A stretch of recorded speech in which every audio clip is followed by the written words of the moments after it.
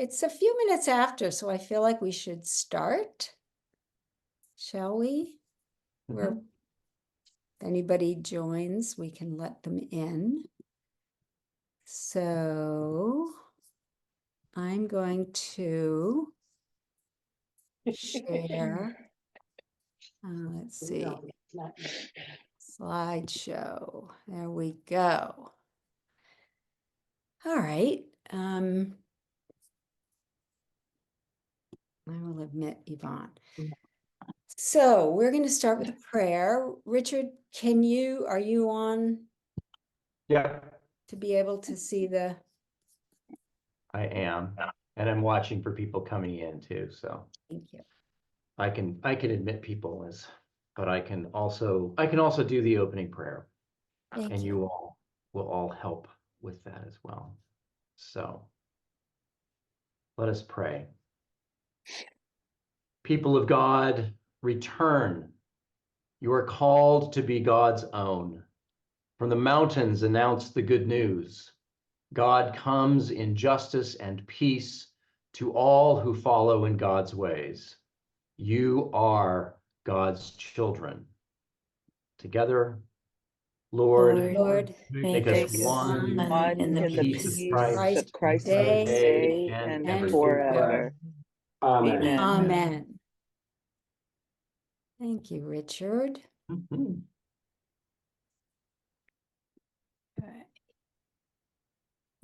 So this is the third and last of the Manna Bread in Action. So this past fall, I took a course, an online course. It was called the School for Food Justice, Faith, and Storytelling. And it was run by a nonprofit in North Carolina that advocates for food justice and for local farmers, particularly farmers of color, and they also run classes. So this one was for faith leaders. So some of the material I have here is what I learned in that class. And I'm just going to go through some of these before we go into our breakouts.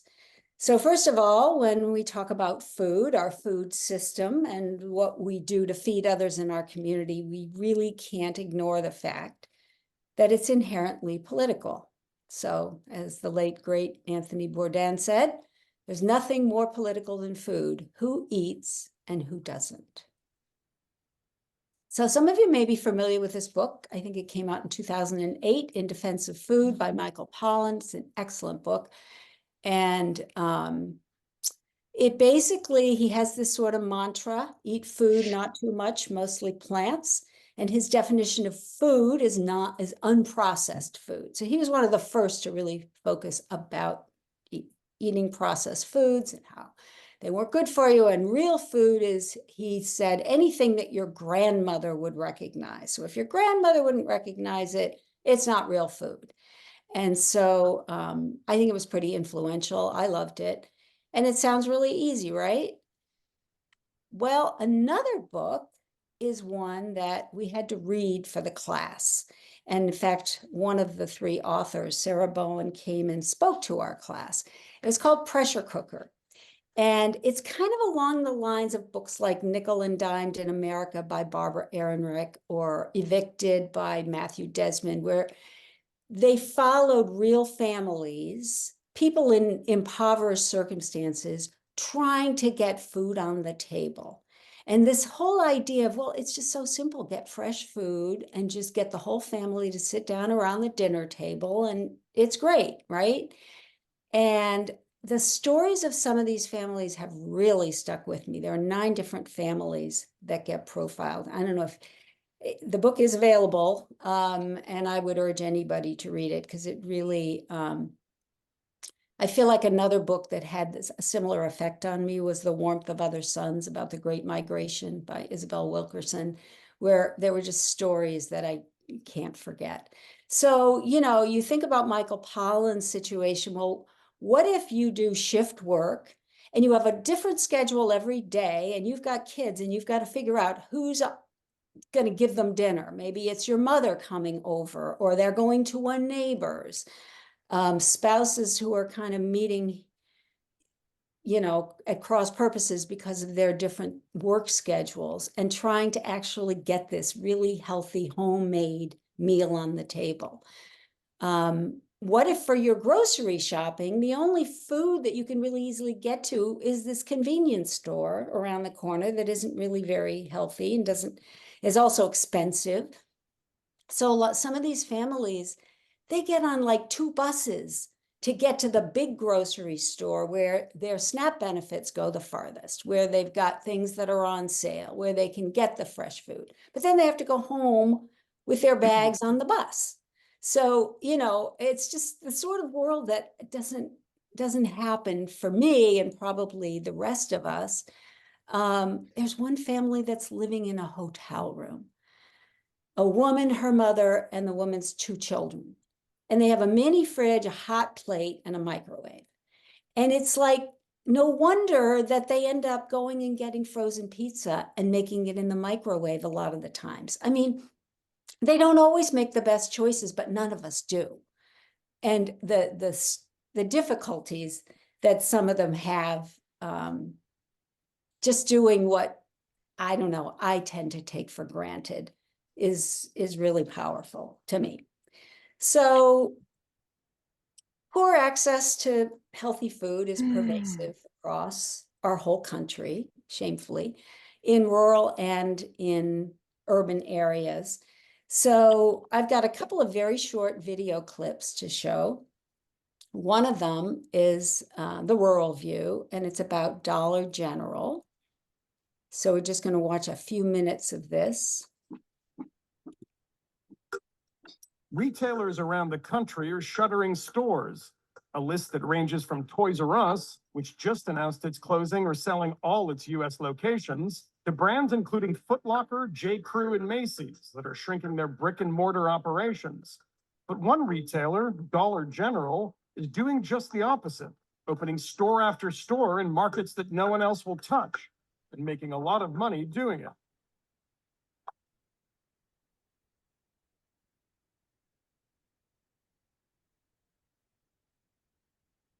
I would say that maybe 20% of my time is spent on the road, visiting grocery stores, having conversations with owners. David Proctor has spent the past decade studying small-town grocery stores in Kansas. We sort of feel like we know them, and they know us. As a researcher, he tracks sales, monitors trends, and keeps in regular touch with grocers around the state. And lately, they seem to want to talk about only one thing: the rise of Dollar General. Before you even get, into the actual town, you are confronted by this visual of a Dollar General store. When we visit these small towns, that's one of the first things that we notice. Dollar General isn't new. The discount dollar store, which carries household goods, dry foods, and a limited selection of perishable items like eggs and milk, has been around since the mid-1950s. But in the last decade, the company has refined its strategy. It's targeted parts of the country that were slow to rebound from the recession, low-income rural communities that other large retailers, even Walmart, won't touch. And it's done it while building stores faster than ever before. Dollar General has opened more than 5,000 new locations across the US since 2010. It now has more than 14,000 stores in the country, or just about as many as McDonald's and Starbucks. At least on a weekly basis, we get emails or calls from some small town saying Dollar General has been in town and our business has suffered, or Dollar General is getting ready to move into town. Can you help us figure out a way to respond to that? And so it is having a very significant impact in the rural parts of Kansas. Dollar General told Vice News that their stores often provide, quote, a complementary option to other retailers that may sell items such as produce and meat. But supermarkets don't make most of their money from fresh foods. They make it from stuff Dollar General sells, things like cereal, soup, and pasta. So when Dollar General comes to town with a cheaper supply of those products, it's a big problem for grocers. When people call you, what do they say? They're terrified. I mean, the owners are. Well, they're angry. And they don't know what to do about it. In Haven, Kansas, Doug Neck is closing his grocery store because he couldn't compete with a Dollar General that opened a few blocks away. Well, this is $37,000 worth of coolers right here between these two. This is full of pork, bottom was full of chicken. Is it strange to see them this empty? Oh, yeah. Oh, yeah. Hurts. Dollar General didn't even have to put an announcement in the paper that they were opening a store here. And from that point on, I mean, we just started seeing a drop in sales, and we basically have lost 100 customers a day for 3 years, So you've had 100 fewer every day for 3 every years. day. $700 and $1,000 a day in less sales for 1,095 days. You know the exact number of days. Oh, yeah. Where are you gonna buy your groceries after the grocery store closes? Not Dollar General. If a Dollar General is moving into town and a lot of people are shopping there, what is the problem? Dollar General stores are gonna hire about maybe 5 or 6 people. Grocery stores hire on average 15 to 17. The vast majority of Dollar General stores do not offer fresh fruits and vegetables. They don't offer hardly any variety in dairy. They offer very little variety in bread. Most of them don't have any sort of meat. Do you feel like these local communities are hearing this message? I think a lot of them are not, actually. I think a lot of them are voting with their pocketbook. This is what economists call a collective action problem. Even though it's in people's collective interest to keep real grocery stores open, it's in their individual interest to buy what's cheapest. And it's worked out so well for Dollar General that the chain is planning to open another 900 locations by the end of this year. It's also So we'll stop there. You kind of get the idea. And so that at another point in that video, they talk about food deserts. So there's a woman who we learned about in this class, Karen Washington. She's a political activist and a community organizer in New York City. And she started community gardens and farmers markets in New York City. And she takes issue with the term food desert. So I'm going to just play a few minutes of her. And I apologize, the audio isn't quite as good. I'm going to turn it up, but I think you'll be able to hear it. So. Yeah, because I'm gonna sort of step back because people use the term food deserts. How many of you heard that term, food deserts? Again, so I want you to say food deserts for me. That's the last time we're gonna use that term because I'm calling the term food apartheid. And the reason why I coined the term food apartheid instead of food desert, because first of all, the people in desert will tell you, we got food. And so what the term food desert has been is a political briefing construct. It has been used to define people in neighborhoods who lack access to a grocery store or to healthy food and to food. And the fact is, you know, I got on the phone for my friends, you know, in Detroit and Philly and Oakland and Baltimore. I'm saying, what's this food desert thing? Because that's a term we don't use in the hood. And that's a term that's used in reference to collecting data. But behind the data and people checking off people's lives. And so for me, using the term food apartheid brings in the conversation about race and economics and demographics that we need to have. And so, like I say, by using the word food apartheid, I'm bringing into this food system that I see, which is the fast food, the junk food, and the food that was supposed to revolutionize the food economy, the processed food, namely the TV dinner. And so if you break it down into what is happening in the food system, those are the three foods that we have because we are in these United States of America where we grow enough food. We waste enough food. Why is the food that we need going back to the people that need it the most? So for me, looking at the food system in my neighborhood and a lot of impoverished neighborhoods, I tell people it's a form of genocide. It's a form of genocide because we know what the problem is, folks. You know it.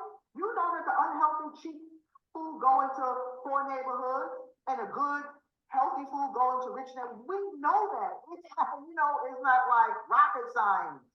We know as a result of this food, we're having diet-related diseases. I live in the Bronx, the boogie down Bronx. Out of 62 counties in New York State, the Bronx ranked 62 as the most unhealthiest county in New York State. We've been on that for the last 3 years. And so when I say that when people say that the food system is broken into these fixed, folks, I am tired of statistics. I am tired of people because we know, you know, I know where bad food goes, where good food goes. And so now for me, I don't want to hear about statistics anymore. Let's talk about action. Let's talk what needs to happen. And so what these community gardens are trying to do is like, hey, we don't got healthy food. We don't have culturally appropriate food. So then, you know, we got to try and grow our own food. Now, community gardens are not growing enough food to feed the hundreds of families. But what they are doing is starting to have that conversation of what good food looks like, what it tastes like. Starting to have that conversation, that education around what is possible. But again, you know what? I tell people, So we'll stop there. She's very dynamic and persuasive, I would say. Now, somebody that I have admired for a long time is the Reverend William Barber. You probably all know who he is. He's a pastor from North Carolina. He resurrected the Poor People's Campaign in 2018, which was 50 years after Martin Luther King Jr. had started it in 1968. And so kind of like MLK, he's a preacher who focuses on political action on behalf of the poor. And he says, the Bible does not invite us into some otherworldly journey or a mere praise party for a private society of me, myself, and I. No, we are called to be a movement for wholeness in a broken world and to stand for justice, so help us God. So, what are we doing at All Saints? Well, remembering that manna from heaven was meant to be emergency food, not self-sustaining, I'd say we do a lot at All Saints to provide emergency food, groceries, casseroles, staples for the food pantry. And we need to do that. I am not by any means suggesting we should do less of that. I mean, the need has gotten greater since the pandemic. It's not letting up. I just read something in the paper the other day about homelessness being at an all-time high in this country. So I am by no means suggesting we shouldn't do the emergency things, but I'd love to see us talk about what we can do along the lines of these people who talk about systemic issues so that fewer people ultimately need to rely on emergency aid. So a couple of things, we do a lot with St. Stephen's youth programs, and we've made some changes over the recent couple of years. So for the Be Safe Summer Camp, instead of preparing and delivering food, as we had done for many years, we actually raised the money, and this past summer we raised quite a lot during the No Ordinary Time, to pay a local chef in the community in Roxbury to prepare culturally familiar food for the kids. This gives some income to a woman in the community and sort of helps the kids be more comfortable with the food they're getting. And similarly, instead of us going in there as sort of suburban white people to lead the activities for kids, we're paying for teen counselors from the community, giving them some income as well as sort of being more part of the community. And then finally, you know, the Project Bread project. So we joined a coalition of about 100 organizations across the Commonwealth. I learned how to do lobbying at the State House. And, you know, as I think everybody knows by now, the Commonwealth of Massachusetts passed universal school meals over the summer, the 8th state in the country to do so.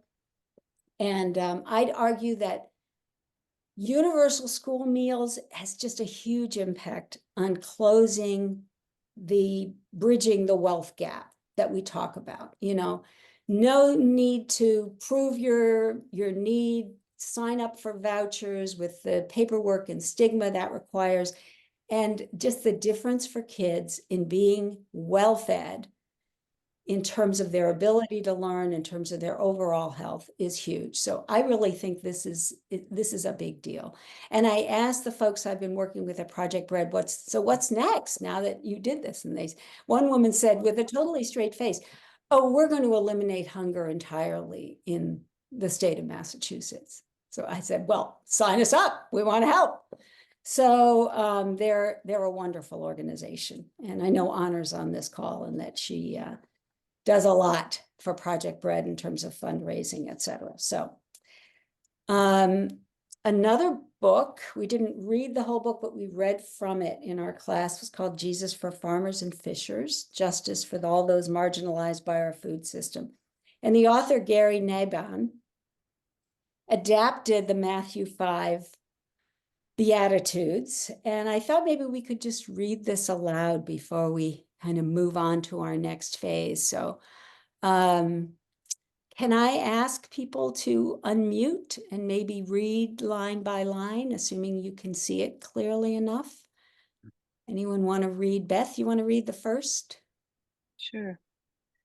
Blessed are those who hunger and thirst, especially at the margins of the greatest surplus of food in the history of the world. Brad, I see you, so can you read the next one? Blessed are those who flip burgers in fast food drive-ins, who fill burritos in taco trucks, who go from house to house with coolers of homemade goods hidden in their trunks. Who else have we got? Honor, would you read one? Blessed are those who patch together their shelters with pallets and tarps. Harold?